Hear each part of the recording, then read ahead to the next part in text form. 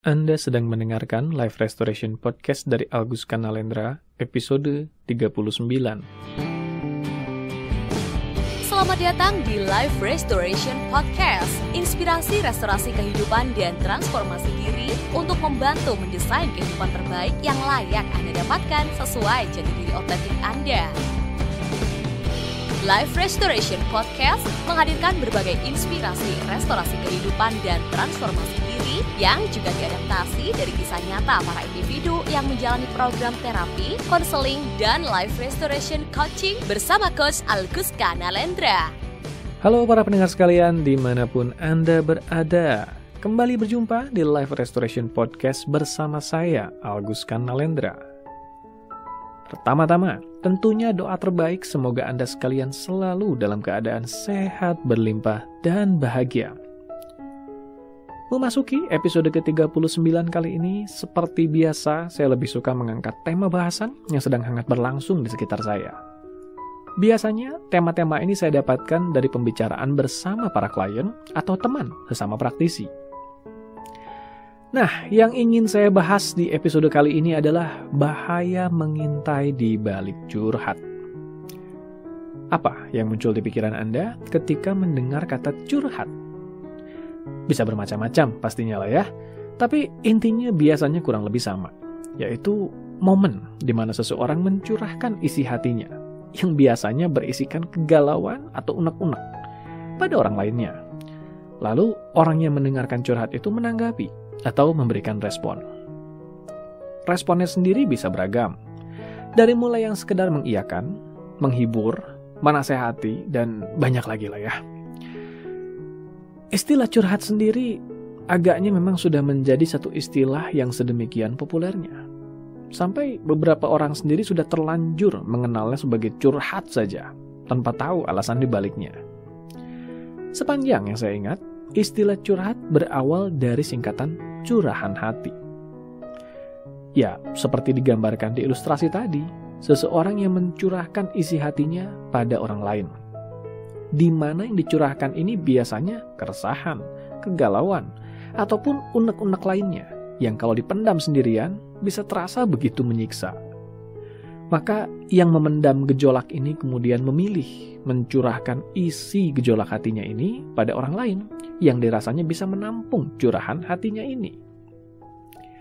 Nah, kembali ke topik bahasan kita. Lalu, apa yang menjadikan curhat ini berbahaya? Begitu pertanyaan sebagian orang. Tunggu dulu. Saya tidak sedang mengatakan curhat ini berbahaya loh ya. Kalau dilakukan dengan tepat, sebetulnya curhat menjadi salah satu cara untuk membantu seseorang meringankan beban psikologis yang dialaminya. Tapi sekali lagi, itu kalau pelaksanaannya tepat. Kalau pelaksanaannya salah, maka curhat ini hanya akan membawa masalah baru. Itu yang saya maksudkan sebagai bahaya mengintai di balik curhat. Karena kita sudah terlanjur membahas bahwa curhat ini juga menjadi salah satu cara yang bermanfaat untuk membantu meringankan beban psikologis, maka kita bahas yang satu ini dulu lah ya. Begini, seperti saya sempat bahas di episode terdahulu, sebagai manusia, sistem kesadaran kita memiliki mekanisme perlindungan alami yang secara alami menjaga kita, agar kita terhindar dari ketidaknyamanan. Ketidaknyamanan ini bisa berupa ketidaknyamanan fisik dan ketidaknyamanan psikis, atau orang-orang biasa menyebutnya stres. Di episode kali ini, saya tidak lagi membahas tentang stres ya, karena bahasan tentang stres ini sudah pernah saya bahas di episode terdahulu. Tepatnya di episode ke-30 di bulan Juli 2021 lalu. Kalau Anda belum sempat mendengarkannya, maka saya menyarankan Anda untuk menyimaknya juga di waktu senggang Anda. Kali ini, saya hanya akan fokus membahas dampak yang disebabkan oleh stres ini, yaitu ketidaknyamanan psikis. Ngomong-ngomong, istilah stres yang saya gunakan ini hanya istilah umum ya, yang intinya mewakili ketidaknyamanan psikis. Bisa saja bentuknya berupa kegalauan, keresahan, kecemasan, kekhawatiran, kesedihan, atau apapun itu. Yang penting kita sadari dan pahami bahwa stres ini berhubungan dengan hal-hal yang kita rasa tidak nyaman secara psikis. Stres adalah sesuatu yang menimbulkan gejolak batin dalam diri kita. Gejolak batin ini kalau dibiarkan akan mempengaruhi banyak hal dalam kehidupan seseorang. Mulai dari gejolak hormonal yang tidak kondusif yang nantinya mempengaruhi kesehatan fisik seseorang, sampai ke berbagai ketidaktenangan lain yang membuat seseorang tidak bisa menjalani kehidupan dengan baik. Karena sistem kesadaran kita memiliki mekanisme perlindungan alami, maka mekanisme ini mencari cara agar gejolak batin itu tidak terlalu mengganggu. Salah satunya yaitu dengan cara mengekspresikannya, atau kalau diumpamakan mengalirkannya keluar dari dalam diri kita. Seperti saya juga sudah berkali-kali bahas di episode-episode sebelumnya, emosi atau dalam bahasa Inggris disebut emotion, sering juga diartikan sebagai energy in emotion, atau energi yang bergerak mengalir. Yes, untuk bisa menjalani kehidupan yang sehat, energi haruslah mengalir. Stres adalah salah satu hal yang menjadikan energi ini tidak mengalir atau tidak bergerak. Emotion yang seharusnya energy in emotion menjadi energy not in emotion, atau energi yang tidak bergerak, tidak mengalir. Agar sistem kesadaran kita kembali tersehatkan, maka energi yang macet dari gejolak batin ini harus kembali bergerak atau mengalir. Inilah yang saya tadi katakan sebagai mengekspresikan atau mengalirkan gejolak itu keluar dari diri kita. Cara mengekspresikan atau mengalirkan gejolak batin ini bisa bermacam-macam. Mulai dari berolahraga, melakukan hobi, atau apapun jenis lainnya. Nah, kalau dihubungkan dengan bahasan episode kita kali ini, salah satu bentuk lainnya adalah curhat. Yes, curhat menjadi satu cara untuk mengalirkan atau mengekspresikan gejolak batin yang terpendam dalam diri. Itulah kenapa ketika dilakukan dengan tepat, maka curhat ini bisa menjadi media yang bagus untuk meredakan gejolak batin atau stres. Dalam keilmuan sosiologi, kita mengenal manusia sebagai makhluk sosial. Kita memerlukan interaksi sosial dengan orang lain untuk membangun kesadaran atas diri kita sendiri. Proses curhat adalah salah satu representasi dari proses ini. Dalam curhat, seseorang mencurahkan isi hatinya pada orang lain yang kemudian menyikapi isi curhatnya. Proses interaksi ini menjadikan sisi emosional sosial dalam diri manusia terlengkapi dan mendapatkan kesadaran yang lebih baik atas dirinya dan situasinya. Lain kalau proses curahan hati ini hanya dilakukan tanpa kehadiran manusia lain. Seperti lewat buku harian misalnya. Meski sifatnya bisa saja membantu melegakan, tapi ada unsur emosional dan sosial yang mungkin bagi sebagian orang dirasa kurang lengkap dibandingkan curhat pada sosok manusia yang mendengar, memerhatikan, dan menanggapi. Tapi ya, itu bagi sebagian orang ya, karena memang ada juga sebagian orang lain yang mungkin lebih nyaman dengan metode mandiri tadi, seperti menggunakan buku harian atau menggunakan art terapi, bentuk terapi yang menggunakan seni yang dilakukan mandiri. Sekali lagi, curhat bisa menjadi media yang bagus untuk meredakan gejolak batin atau stres. Tapi dengan catatan, prosesnya dilakukan dengan benar. Proses curhat yang salah malah akan menimbulkan masalah baru yang seharusnya tidak terjadi. Inilah yang saya katakan sebagai bahaya mengintai tadi. Apa saja masalah yang bisa muncul dari curhat yang salah ini? Bermacam-macam, mulai dari dorongan emosi yang semakin menjadi-jadi dari orang yang curhat, proses curhat yang malah membuat si pelaku curhat mengalami gejolak emosi yang membahayakan, terjadinya hubungan terlarang antara yang curhat dengan yang dicurhati, atau bisa juga yang dicurhati malah jadi labil dan emosinya terganggu. Kita coba bahas satu-satu ya. Untuk memudahkan pembahasan, kita sepakati dulu penggunaan istilah yang akan saya sebutkan nanti ya. Saya menyebut orang yang curhat sebagai pelaku curhat. Sementara orang yang menanggapi saya sebut sebagai penerima curhat. Ini agar nantinya memudahkan saja. Mari kita mulai dari yang pertama, yang sudah saya sebutkan tadi, yaitu dorongan emosi yang semakin menjadi-jadi dari pelaku curhat. Bagaimana bisa? Begini, namanya curhat, ya isinya sudah pasti perasaan atau sudut pandang orang yang mengalami, atau si pelaku curhat. Nah, masalahnya bisa saja si penerima curhat ini tidak memahami tata cara membantu curhat yang benar, yang malah jadinya mengompori si pelaku curhat, membenarkan apapun yang diungkapkannya tanpa memahami isi ceritanya secara menyeluruh. Si pelaku curhat pun merasa bahwa ia sedang dibenarkan. Alhasil, ia merasa bahwa ia memanglah korban satu-satunya dalam peristiwa yang dialaminya. Maka emosinya semakin tidak terkendali pada pihak-pihak atau kejadian yang dianggapnya menjadikannya mengalami ketidaknyamanan. Kenapa saya katakan korban? Karena sebagaimana sudah sempat saya bahas di episode ke-25 di bulan Juni 2021 lalu, di balik segala ketidaknyamanan yang kita alami, pastinya ada peranan kita yang ikut menyebabkan kejadian itu terjadi. Baik itu karena ketidaksiapan kita, ataupun keteledoran kita sendiri yang menyebabkan peristiwa itu terjadi.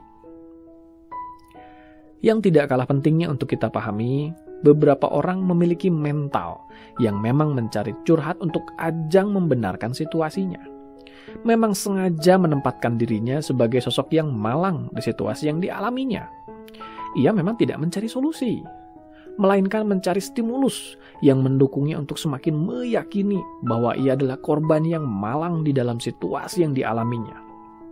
Alhasil, semakin sering ia melakukan curhat, ia malah menjadi semakin cengeng dan malah terus mencari pembenaran atau pengakuan dari orang-orang yang membuatnya semakin meyakini bahwa ia memang korban yang malang tadi. Energinya habis untuk curhat yang menempatkannya sebagai korban. Sampai-sampai tidak ada energi yang tersisa untuk digunakannya mengupayakan perubahan yang nyata. Oh iya, orang-orang jenis ini juga pernah saya bahas di episode ke-10 di bulan Maret 2021 lalu ya. Sebagian orang kadang bertanya, kok saya ingat bahasan di setiap episodenya? Ya yang buat kan saya, wajarlah kalau saya ingat. Kan catatan dari setiap episodenya ada di saya semua. Tapi hal ini juga memang menjadi pesan ajakan dari saya, dengarkan juga episode lain di podcast saya. Karena memang bahasan dari setiap episodenya akan beririsan satu sama lain.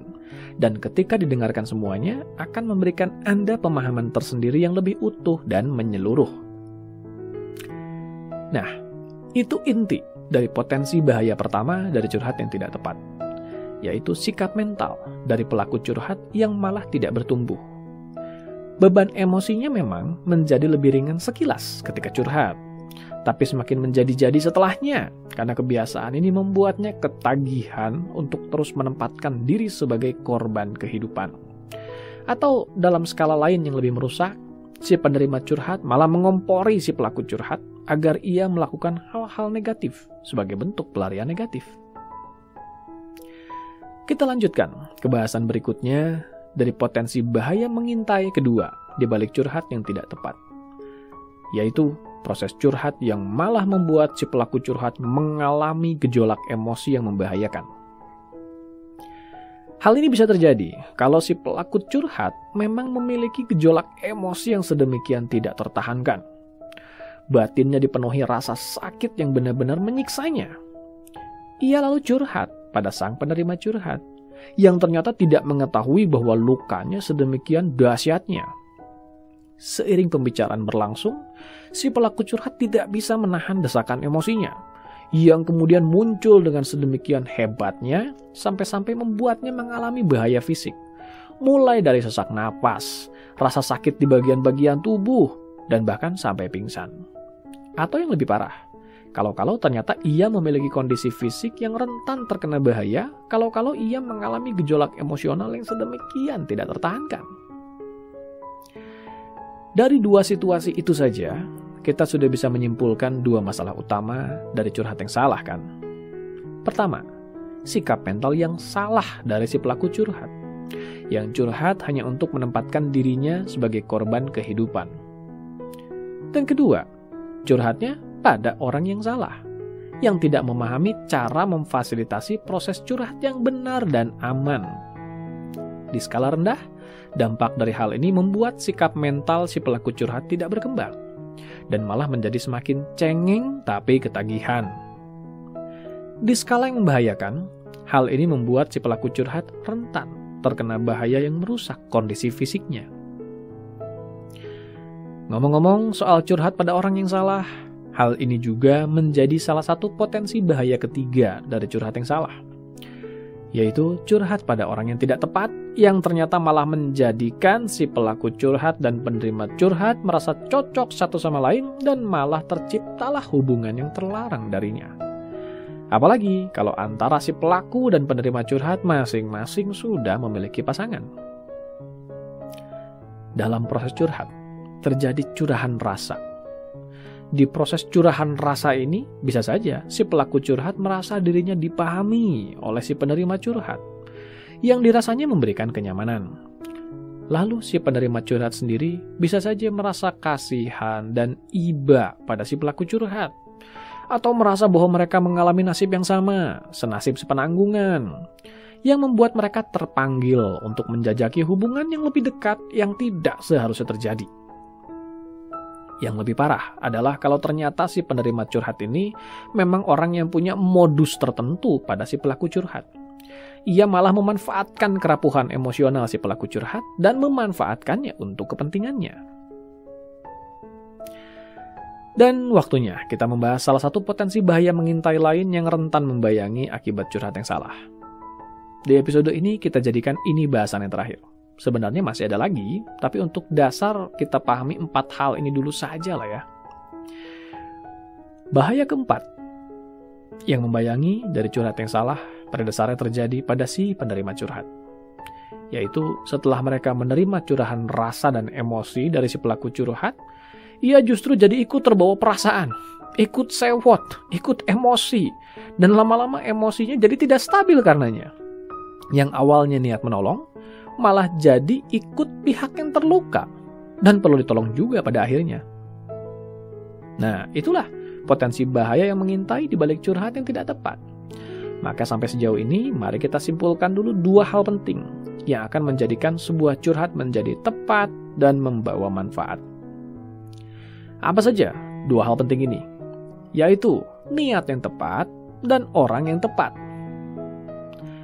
Curhat yang tepat bermula dari niat yang tepat, yaitu niat yang memang melakukan curhat untuk mendapatkan solusi atau murni untuk mengalirkan gejolak emosi keluar tanpa niatan untuk mencari pembenaran atau menempatkan diri sebagai korban yang malang di balik situasi yang dialami.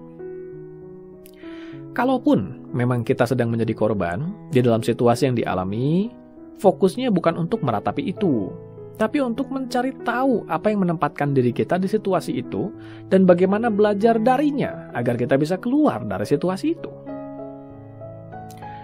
Wajar tentunya kalau proses curhat melibatkan gejolak emosi yang dialirkan.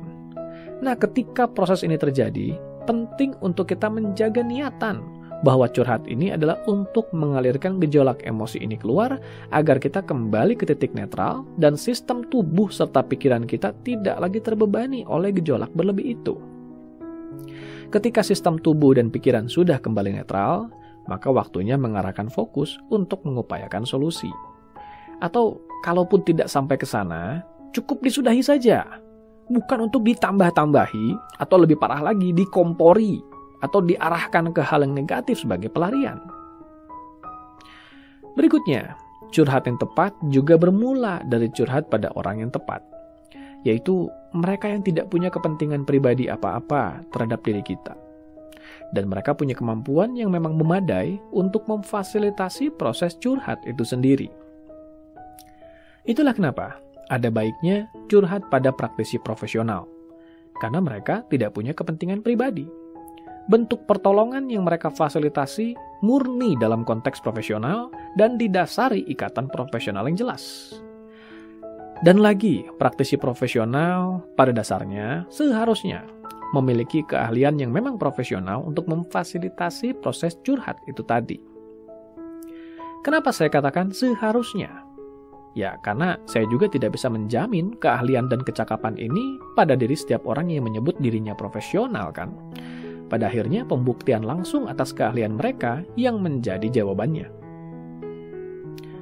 Menerima curhat, meski hanya terlihat seperti proses diam mendengarkan dan memerhatikan, mensyaratkan keahlian yang mumpuni.